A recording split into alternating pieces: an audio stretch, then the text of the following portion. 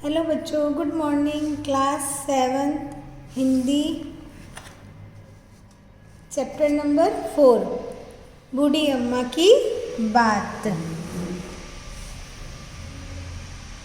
यहाँ पर बूढ़ी अम्मा की बात के बारे में बताया गया है कि भाई किस प्रकार एक बूढ़ी अम्मा की बात जो है एक किसान के लिए सच साबित होती है। तो हम चैप्टर पढ़ते हैं। एक था किसान, गोमा मोरी नाम था उसका। गुजर बसर लायक खेती थी, यानी कि वह अपना गुजारा जो है खेती से ही करता था। एक गाय, एक जोड़ी बैल, 20 बकरियां थी, एक छोटा सा घर था। घर के सामने पशु बांधने का बाड़ा था, यानी कि जो गायों को बांधते हैं, पशुओं को, जानवरों को, वो बाड़ा उसके घर के सामने ही था।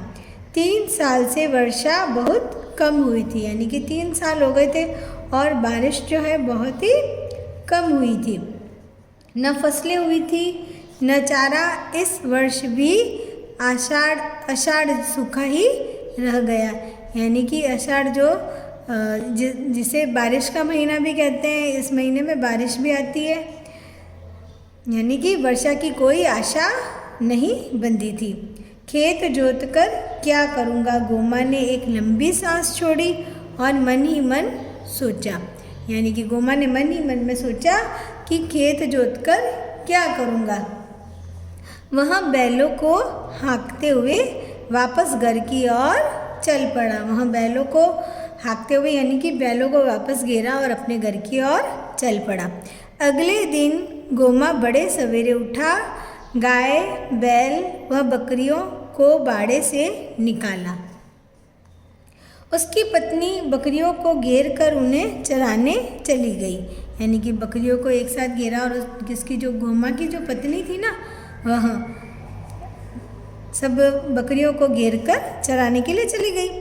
उसने फिर हिम्मत बटोरी और हल को बैलों के कंधे पर रख कर चल पड़ा। हल आप समझते हैं, जो बैलों के कंधे पर रख कर हल जोते जाते हैं खेतों में,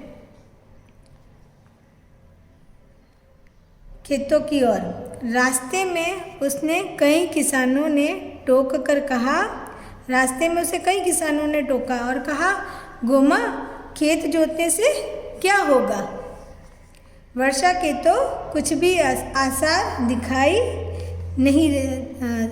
नहीं दिख रहे। गोमा ने सबकी बात सुनी।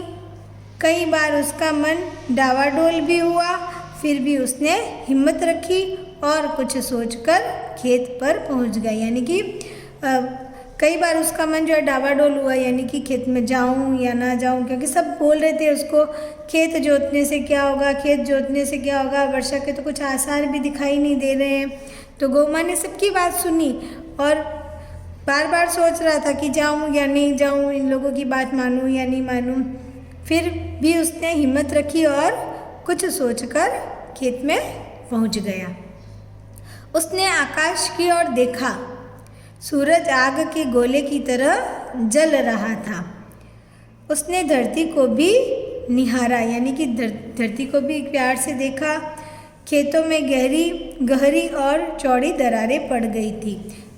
जब सूखा हो जाता है, एकदम बारिश नहीं होती है और ज़मीन एकदम सूखी हो जाती है, तब क्या होता है, उसमें दरारें पड़ जाती है, एकदम उसमें दरार आ जाती है। वह बैलों को देखकर उनकी दशा से भी चिंतित था, यानी कि उसने बैलों की ओर देखा और उनकी जो हालत थी उनको भी देखकर वह सोच में पड़ गया, क्योंकि बारिश नहीं थी, एकदम सूखा था, खाने को भी कम था, तो बैलों की भी स्थिति ठीक नहीं थी, इसलिए वह और चिंतित हो गया।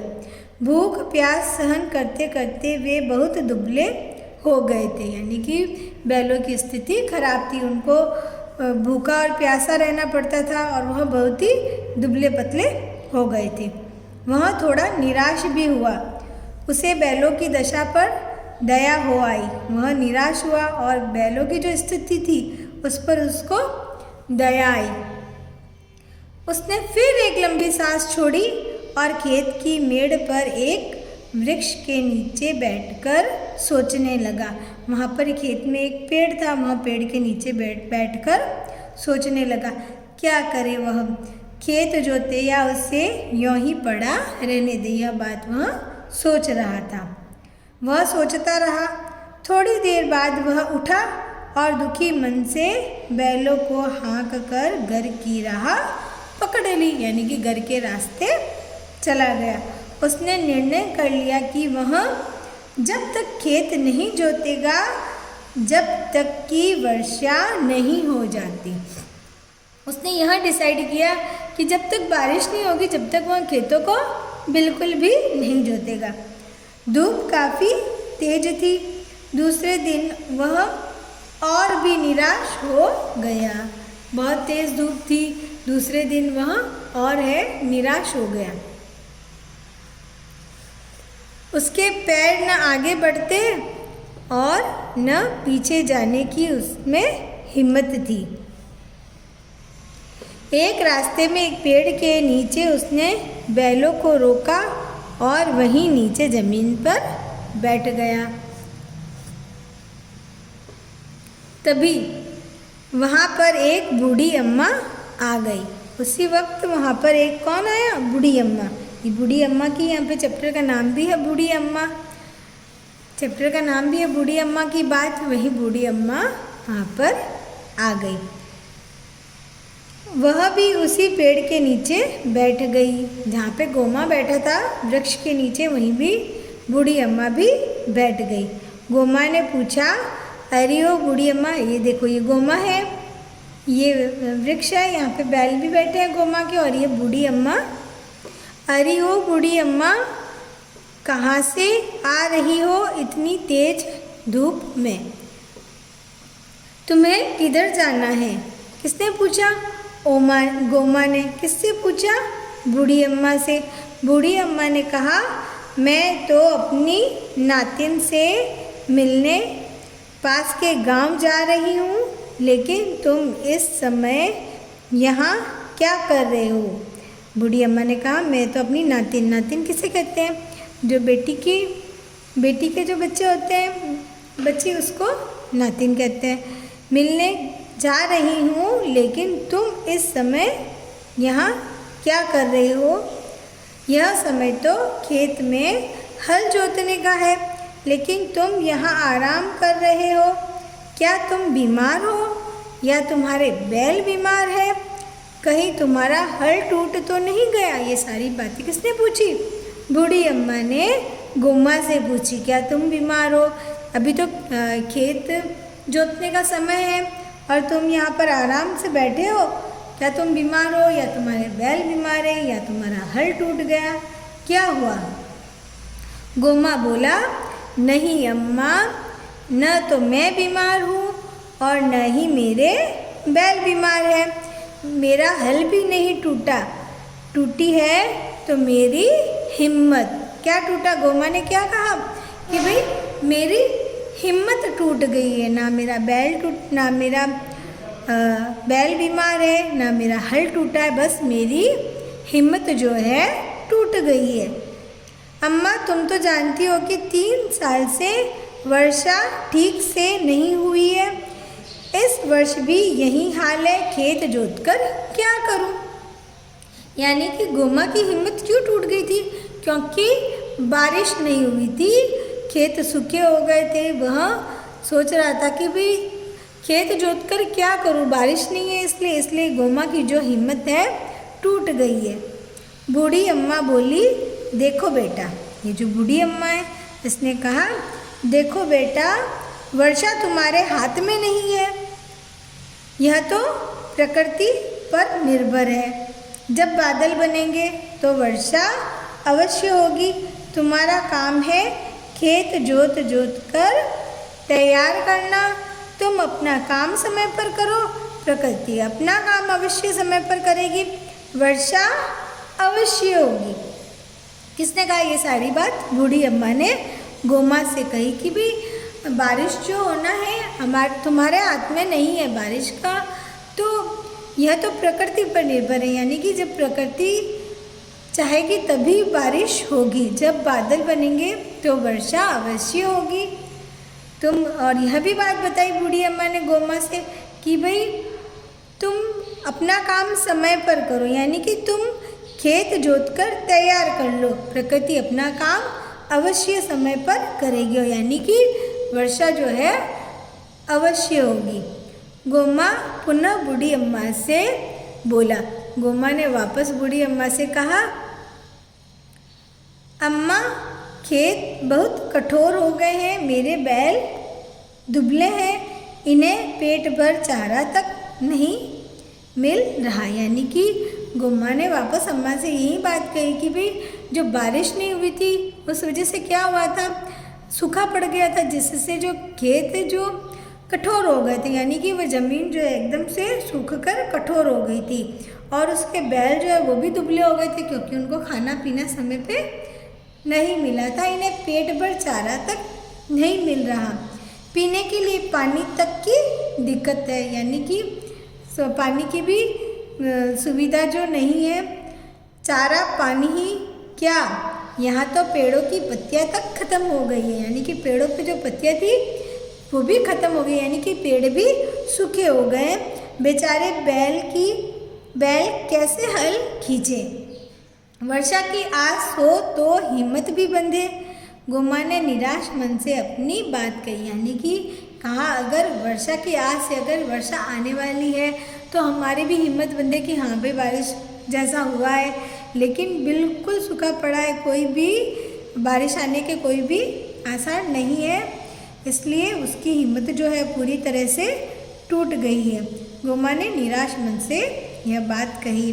बूढ़ी अम्मा बोली, बेटा तुम निराशा की बात मत करो, पेड़ों की बात भी तुमने खूब कही, यानी कि जब गौमा ने पेड़ों की बात कही थी ना कि भी पेड़ों की पत्तियां खत्म हो गई है, तो ये बात वापस बूढ़ी अम्मा ने कही है कि पेड़ों की बात तुमने बहुत खूब कही है, पेड़ तो यहाँ सब लोग काट रहे हैं, देखो अब पेड़ भी कहाँ बचे हैं, जब पेड़ ही नहीं होंगे तो पत्तियां कहाँ से आएगी।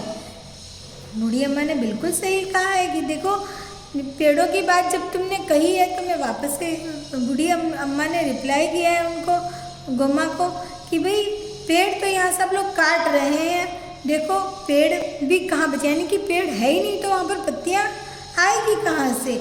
अगर पेड़ अधिक होते तो वर्षा भी अवश्य हो जाती है। आपको पता है पेड़, जहाँ पर पेड़ ज़्यादा होते हैं वहाँ पर बारिश भी अच्छी होती है। तो यही बात जो है बूढ़ी अम्मा जो है गौमा को समझा रही थी, अगर पेड़ अधिक होते तो वर्षा भी अवश्य हो जाती, यानी कि पेड़ ही नहीं है ज़्यादा तो बारिश कहाँ से होगी, बिल्कुल सूखा पड़ा है। सारे जंगल से पेड़ों की कटाई जारी है, यानी कि जो भी जंगल है यहाँ पर, जो वहाँ पे पेड़ों को काटा जा रहा है। पेड़ नहीं होंगे तो हरियाली कहाँ से होगी, हरियाली नहीं होगी तो वर्षा भी नहीं, यानी कि जहाँ पर ज़्यादा पेड़ होते हैं वहाँ पर बारिश ज़्यादा होती है, या हरियाली नहीं तो वर्षा भी नहीं। लेकिन जो हुआ सो हुआ, लेकिन अब जो हो गया है वो हो गया है। अब तुम पेड़ों पर ध्यान दो, यानी कि तुम पेड़ों पर ध्यान दो, यानी कि अब तुमको और ज़्यादा पेड़ लगाने हैं। तुम निराश मत हो, खेतों में हल चलाओ, उन्हें हाँक जोत कर बोने के लिए तैयार करो। इस मौसम में कभी न कभी तो वर्षा अवश्य होगी, आज नहीं तो कल वर्षा तो होगी। तुम अपना काम करो, यानी कि तुम हल जोतो, खेत जोतो तो बारिश अवश्य होगी। बूढ़ी अम्मा ने मुस्कुराकर गौमा की हिम्मत बढ़ाई। वह उठी और लकड़ी टेकती हुई अपनी राह चल दी। बूढ़ी अम्मा थी, उसने गौमा की हिम्मत बहुत अच्छे तरीके से बढ़ाई है, यानी कि उसने कहा कि भी तुम अपना काम करो, बारिश ज़रूर होगी, तुम पेड़ों पर ध्यान दो, और अपनी राह पर चल दी। वैसे तो गौमा मन से निराश था, मगर बूढ़ी अम्मा की बातों से उसकी थोड़ी आशा बढ़ी, यानी कि पहले वह निराश था, जब बूढ़ी अम्मा ने उसको अच्छे से समझाया वह समझ गया और उसकी आशा है जो बढ़ी। अगले दिन उसने पूरे उत्साह से अपना खेत जोतना शुरू कर दिया। उसने लगातार 4 दिन तक हल चलाया। कितने दिन तक? 4 दिन तक हल चलाया। खेत अच्छी तरह तैयार हो गए। गोमा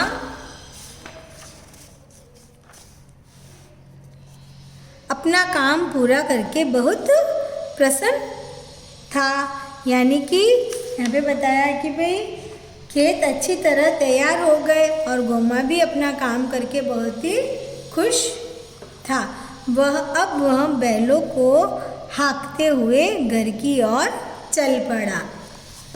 पूरी राह वह गुनगुनाता रहा। यानी कि जब कोई खुश होता है तब मन ही मन में गुनगुनाता है, वैसे ही गोमा इतना खुश था कि बैलों को हाँकते हुए घर की ओर चल पड़ा और पूरे रास्ते वह गुनगुनाता हुआ जा रहा था। उस रात उसे नींद भी अच्छी तरह आई। यानी कि वह बहुत अच्छे से सोया। उसको नींद बहुत ही अच्छी आई क्योंकि उसने बहुत मेहनत की थी। वह थक गया था, इसलिए 4 दिन की कड़ी मेहनत के कारण वह निडाल होकर सोया। यानी कि बुरी तरह थका हुआ था जो सो गया। बुरी तरह थका हुआ, निडाल का अर्थ है। सवेरे जब वह सोकर उठा तो गाय रंभा रही थी। जब वह सोकर उठा तो गाय रंभा, जब आवाज़ करती है तो उसे क्या बोलते हैं? रंभाना। ठीक है। बकरियां मिमिया रही थी। जब बकरियां आवाज़ करती है उसको बोलते हैं मिमियाना। गाय बोलती तो बोलते रंभाना। गाय रंभा रही थी। सवेरे सवेरे अपने पशुओं की आवाज़ें सुनने के लिए उसके कान तरस गए थे। यानी कि काफ़ी टाइम से उसने ऐसी अपने पशुओं की जो आवाज़ है सुनी नहीं थी, तो उसके कान जो है तरस गए थे। वह पुलक कर उठा।